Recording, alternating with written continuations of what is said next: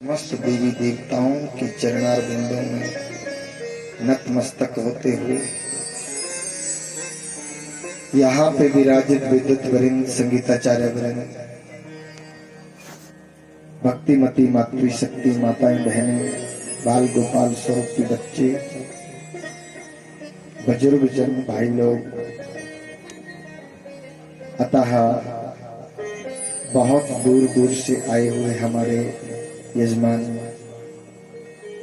यहाँ आकर के ही व्यास गद्दी के ऊपर आकर के ही मुझे पता चला कि कौन कौन यजमान बहुत दूर दूर से आए हैं। ठाकुर जी का प्रेम हमको खींच के लाया है। हो सकता है उसके साथ साथ हमारा भी थोड़ा प्रेम हो, लेकिन पहले ठाकुर जी का है।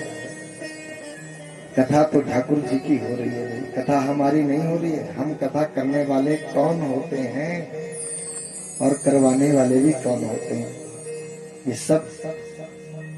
सब माया मेरे कन्हैया की बरस रही है। मेरे प्रभु की अपार कृपार्थ आज हम इस सत्संग सत्र के पंचम दिवस में हम प्रवेश करने जा रहे हैं। तो आइए बड़े भाव और श्रद्धा के साथ भगवत कथा का रसास्वादन करें।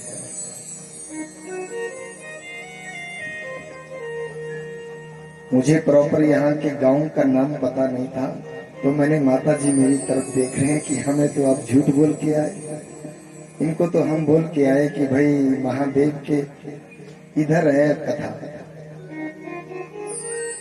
तो अम्मा जी तो ये बोल के आई कि भाई मेरा तो माइक है वहां, मैं तो बच्चे बच्चे को जानती हूँ। भागवत में सभी ग्रंथ यही कहते हैं कि अतिथि देवो भव, जिसके आने की कोई तिथि सुनिश्चित ना हो। इस महापुराण, इस महाग्रंथ की इस कथा में आने वाला प्रत्येक प्राणी भगवतमय हो जाता है। ना जाने किस वेश में बाबा मिल जाए भगवान को, कौन सी वेशभूषा लेकर के मेरे कन्हैया आएंगे। संत एकनाथ जी महाराज हरिद्वार से गंगा जल, हर की पौड़ी से गंगा जल भर करके जा रहे थे, और कहां जाकर के तमिलनाडु रामेश्वरम में जाकर के उस गंगा जल को चढ़ाना था।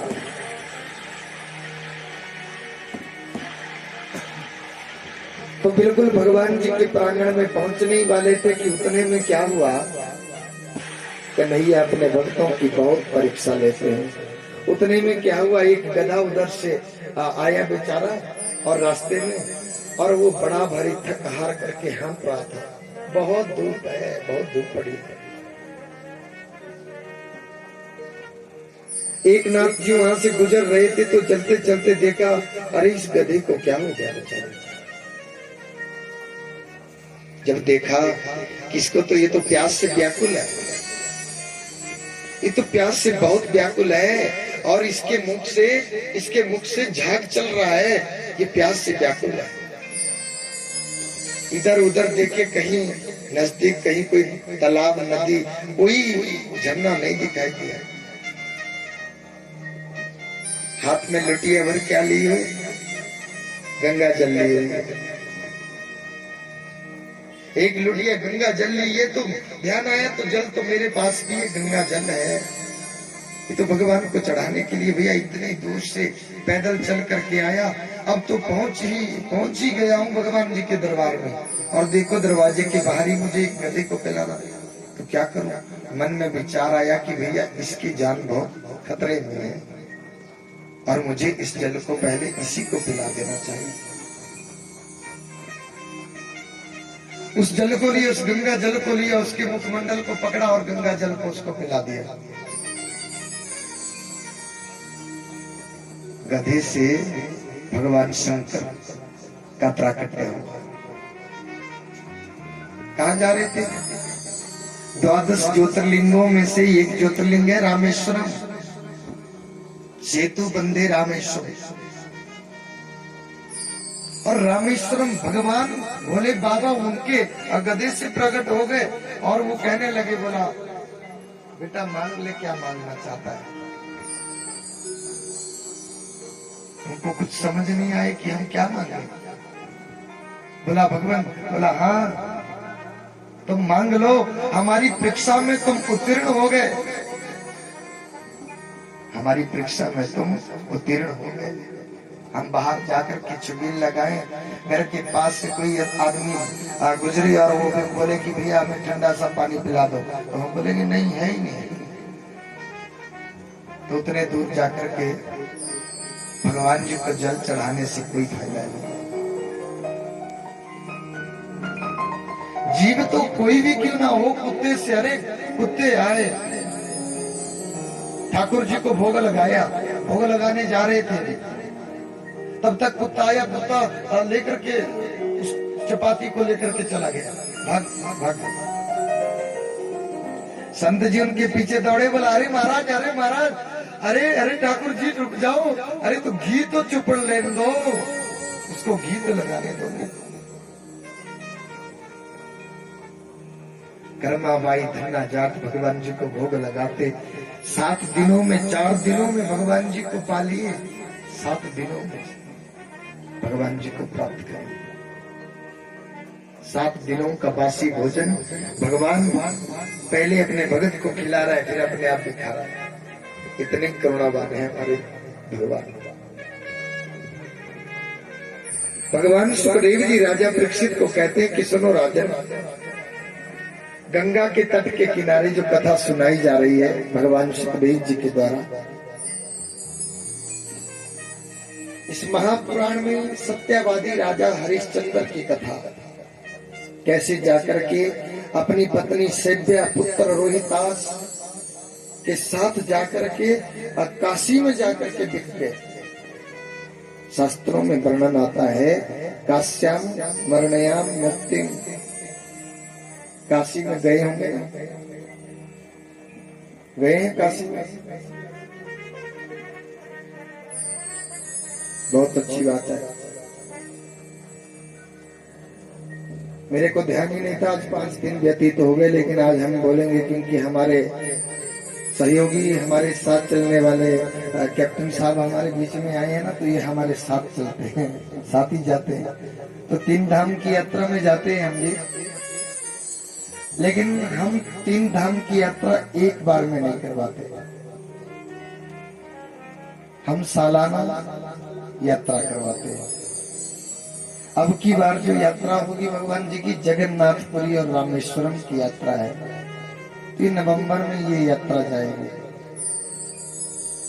तो हमारे साथ कौन चलते हैं? हमारे साथ हमारे यजमान ही तो चलते हैं, जहां जहां हम जाते हैं वहां वहां ये बताते हैं। अब ये तो हमें नहीं मालूम कि हमारे साथ जाने में भाई कितना आनंद आता है, लोगों को कैसी व्यवस्था होती, हम अपने हिसाब से अच्छी ही व्यवस्था करते हैं। तो आगामी जो हमारी यात्रा है वो नवंबर में जाएगी, और जगन्नाथपुरी और रामेश्वरम, मल्लिका अर्जुनम, मतलब बीच में जितने भी वेंकटेश्वर भगवान उड़ीसा में जैसे, वहां भी जाएंगे। तो ये बहुत सी यात्रा होगी, और 18 से 20 दिन की यात्रा होगी। तो जो कोई जाएगा, हमारा नंबर यहाँ से वितरित होगा भी, तो जो कोई जाना चाहेगा वो हमारे से पहले ही अपना नामांकन दर्ज करवाएगा। काशी में जाकर के, काश्यम मरणयाम मुक्तिम, कि पहले लोग घर को छोड़ करके काशी में चले जाते थे कि वहां जाकर के हमारी मृत्यु हो और हमारी मुक्ति हो जाए। अपने धर्म से थोड़े भी विचलित न हुए। कौन? राजा, सत्यवादी राजा हरिश्चंद्र। अपने धर्म को नहीं त्यागे, धर्म को नहीं छोड़े, अपने आप को बेच दिया, लेकिन धर्म से विचलित नहीं। आगे इन्हीं के वंश में सगर जी महाराज, इनके पुत्र असमंजस, पौत्र अंशुमान का वर्णन, और इन्हीं के वंश में महाराज दिलीप हुए कामधेनु नंदिनी की सेवा। महाराज दिलीप भी इन्हीं के वंश में आगे हुए, और इन्होंने पुत्र प्राप्ति के लिए कामधेनु नंदिनी की, कामधेनु नंदिनी क्या हुआ? गौ माता की सेवा करी। और इनको वंशधर पुत्र भागीरथ की प्राप्ति हुई। बोलो राधे राधे। भागीरथ की प्राप्ति हुई है इनको। कामधेनु नंदनी की सेवा करी इन्होंने महाराज। अपने जीवन में ध्यान रहे, आज की कथा से एक ही बात ले जाओ बस। अपने जीवन में अवश्य में एक बार, हो सके तो तुम सैकड़ों बार करो, ना हो सके तो एक बार तो अवश्य में जीते जी गौ का दान बहुत अवश्य। और कैसी गौ का दान करना चाहिए? कपिला गौ का दान करना चाहिए, बछड़े के सहित। बछड़ा ना मिले बछड़ी मिले, लेकिन गौ का दान करना चाहिए। सोने के सिंह, चांदी के गुर, गौ दहन के लिए, उसके लिए बाल्टी, चारा खाने के लिए उसको इतना बड़ा बर्तन, तासला। गौ बछड़े के लिए वस्त्र आभूषण। और जिसको हम, जिस ब्राह्मण को हम दान दे रहे हैं, उस ब्राह्मण के लिए भी वस्त्र आभूषण। जब भी हम कोई दान करते हैं तो ध्यान रहे कि जिसको हम दान करते हैं उसको हम वस्त्र और आभूषण जरूर, वस्त्र उसके साथ आभूषण अवश्य मिले। ऐसे अलंकृत करके गौ माता का दान और उसकी पूंछ पकड़ करके वैतरणी नदी को पार जो करना है हमें, वैतरणी नदी को पार करने के लिए वहां केवल हमारे कोई सगे संबंधी नहीं, ये संबंध हमारे जन्म के बाद और मृत्यु के पहले के जो संबंध है वो यहीं पे खत्म होकर के चले जाएंगे। आगे हमारे साथ कोई नहीं चलेगा। हमारे साथ चलेगा तो हमारा धर्म और हमारा भगवान जी का नाम।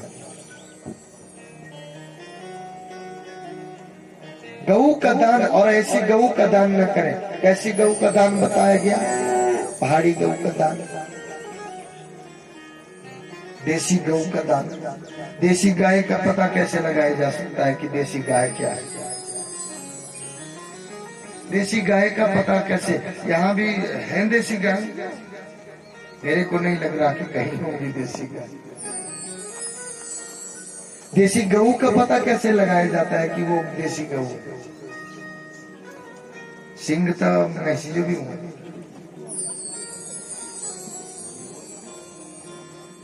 सिंह से नहीं लगाया जा सकता। गुरु ने चेले ने गुरु जी से पूछा था, बोला गुरु जी बताओ, बोला देसी गऊ का पता कैसे लगाएं कि देसी गऊ है? बोला जिसके गले के नीचे झालर होती है वो देसी गऊ है। बोला ना, वो तो दूसरी गऊ की नहीं होती। तो जो सिंह, बोला सिंह तो होते हैं, सिंह तो सभी गऊ को होते हैं, भैंस को भी सिंह होते हैं। तो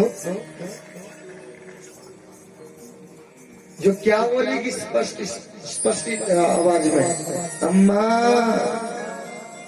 ध्यान रहे। अब आज के बाद तुम सुनना ना कहीं कि भाई जब देसी गऊ जब बोलेगी, देसी गऊ जब रंभाएगी तो वो अम्मा करके बोलेगी। ध्यान देना, पक्की बात है ये, ध्यान देना। हमने पाल के रखी थी तो हम, मुझे याद है, तो जोर से बोलेगी अम्मा। और दूसरी पहचान क्या है भाई? अम्मा भी कोई, और दूसरी कोई टैक्ट वाली गऊ दूसरी भी बोल दे अम्मा। तो असलियत में असली पहचान क्या है गऊ की? असलियत में देसी गऊ की पहचान है कि जिसकी पीठ के ऊपर क्या, अपनी भाषा में बोलते ना कौला, है ना, वो होगा देसी गऊ को, और दूसरी गऊ को नहीं होगा। यहाँ पे देखना आप, देसी गऊ क्या, देसी बैल को देख लो आप। देसी बैल को, जिसकी झालर भी बड़ी होगी और उसका वो ऊपर वो कोला भी बहुत बड़ा होगा, उसकी पहचान है। और वो रंभाएगा तो रंभा करके बोलेगा भी अम्मा। वो देसी। और ऐसी गाय का दान न करें कि भाई पूरी साल भर पहले उसका दोहन कर लिया, उसका दूध पी लिया, और अब बारी आई तो बोला पंडित जी 5-6 महीने के बाद कि पंडित जी मन में आई बात कि दान करना है। किसको? आपको। फिर बोलते कि पंडित नहीं ले जाते गौ को। प्रसूता गौ का दान करो। क्यों नहीं ले जाएगा पंडित? ले जाएगा जरूर। और गौ का कोई अंगहीन नहीं होना चाहिए। प्रसूता हुई, जैसे जो ही प्रसूता गाय हुई और उसको बस उसके दिमाग में, हमारे दिमाग में पहले ही आ जाना चाहिए। और 11 दिन के बाद ही गौ का दान होता है। उसका सूतक माना जाता है, जैसे मनुष्य में सूतक माना जाता है, 11 दिन तक गौ के दूध का भी सूतक माना जाता है। और 11 दिन के बाद ही वो दान करने योग्य रह जाती है। और एक गौ का दान आप सैकड़ों 1000 बार भी कर लो, लेने वाला खड़ा हो जाएगा, लेकिन गौ अच्छी हो, बस शर्त है। बढ़िया से अलंकृत करके। आजकल तो भैया कैसे सेवा करें। महाराज दिलीप जी ने इतनी सेवा करी कामधेनु नंदनी की, तब जाकर के उनको वंशधर पुत्र भागीरथ की प्राप्ति हुई। और यही भागीरथ, ये जो इनको पुत्र प्राप्त हुआ ना जी, यही भागीरथ जो है माता गंगा को पृथ्वी के ऊपर लाए। यही भागीरथ गंगा माता को पृथ्वी के ऊपर लाए, तभी माता का नाम पड़ा भागीरथी। क्या नाम पड़ा? भागीरथी। माता का नाम जाह्नवी भी है, ध्यान देना। जन्नू ऋषि, माता ने कहा था हम आने में भाई देरी नहीं करेंगे, हम आ तो जाएंगे, लेकिन हमारे बेग को कोई संभाल नहीं पाएगा। अच्छा, हमें रहने के लिए स्थान कहाँ देंगे? तो भगवान शंकर ने अपनी जटाओं में भगवती माता को स्थान दिया था। हजारों वर्षों तक बाहर आने का रास्ता ढूंढती रही महामाया, लेकिन भगवान जी की जटाओं से बाहर आने का रास्ता ही न प्राप्त हुआ। भगवान शंकर के चरणारविंदों में नतमस्तक हो गई महामाया कि बोला प्रभु हमें बाहर आने के लिए। संतनु ऋषि को निभाई गई थी ना माता। और शांतनु जी से ये भी एक पक्का, ये कथा यहाँ पे नहीं मिलती, ये और पुराण की कथा है, लेकिन हम आपको बताएं। शांतनु ऋषि जी से पहले ही माता गंगा ने ये कहा था, बोला हम आपकी पत्नी बन जाएंगे, लेकिन आप हमारे जीवन में कोई टोका टोकी नहीं करेंगे। हाँ, अपने 6 बच्चों को, जो बच्चा होता पहले ही बच्चा हुआ, पुत्र हुआ, उसको बहा दिया, दूसरा वो भी बहाया, तीसरा, चौथा, 5वां, 6वां, 6 पुत्रों को लगातार बहाती गई, बहाती गई। अगर तुम बोलोगी तो फिर मैं चले जाऊंगा। सापने के रूप में उनको डोका डाकी कर दी थी कि अरे तुम क्या कर रही हो। महाराज शांतनु ने कह दिया था उनसे, तुम क्या कर रही हो प्रिय? अरे जितने पुत्र हुए तुम सभी के सभी पुत्रों को नदी में बहा रही है क्या? माता ने कहा था, माता ने कहा, बोला आपने महाराज अपनी सौगंध तोड़ दी। माता रूठ करके वहां से चली गई थी। बहुत बड़ी कथा है इसके पीछे। वो तो माता को आदेश हुआ था, षड्वर्ग थे, उन्होंने पहले ही माता से कह दिया था कि हमारा जन्म होते ही माता हमें हमारा उद्धार कर देना। लेकिन शांतनु, महाराज शांतनु, उन्होंने कहा कि देवी तुम गलत कर रही हो।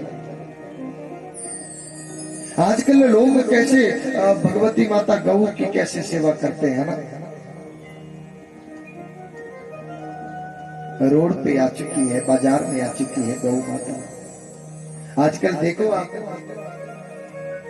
जब तक दूध देती थी तब तक मालकिन को बहुत प्यारी थी। दूध देना क्या बंद किया उसने बेचारी ने कि उसका ठौर ठिकाना फिर एक रोड रहेगा। थोड़े थोड़े आगे आगे हो जाओ, सभी आगे आगे हो जाओ, पूरी जगह घेर लो।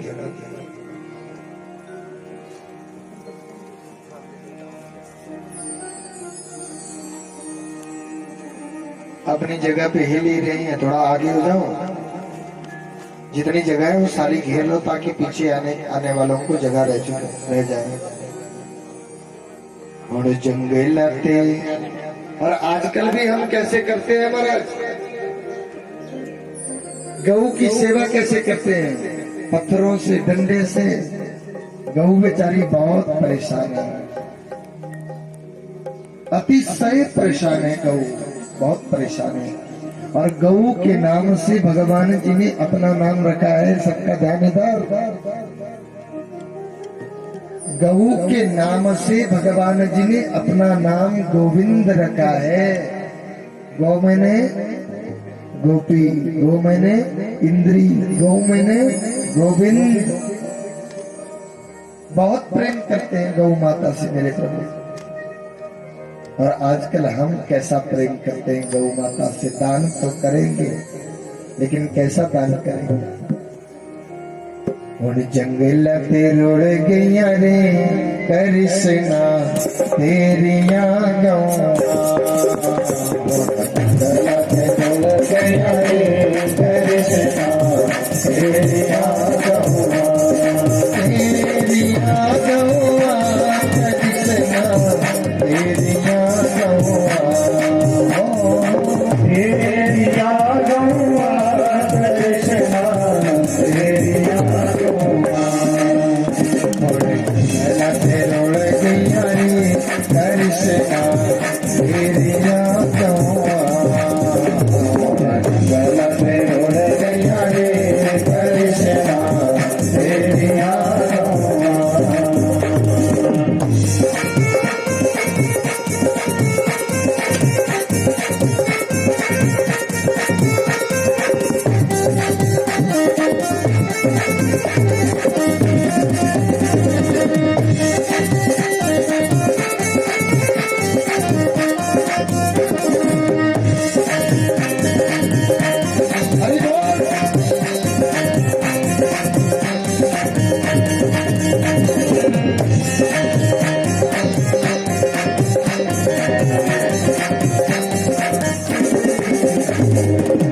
आगे आगे कौआ चलते हैं, पीछे कृष्ण मुरारी, हाँ पीछे कृष्ण मुरारी। आगे आगे कौआ चलते हैं, पीछे कृष्ण मुरारी, आगे पीछे कृष्ण मुरारी। आज भी गौआ आगे चलते हैं, मारे दुनिया सारी, हमारे दुनिया सारी। आज भी गौआ आगे चलते हैं, मारे दुनिया सारी, हमारे दुनिया सारी। हाथों बांधिया रे कृष्णा तेरिया गौआ, हाथों बांधिया रे कृष्णा तेरिया गौआ।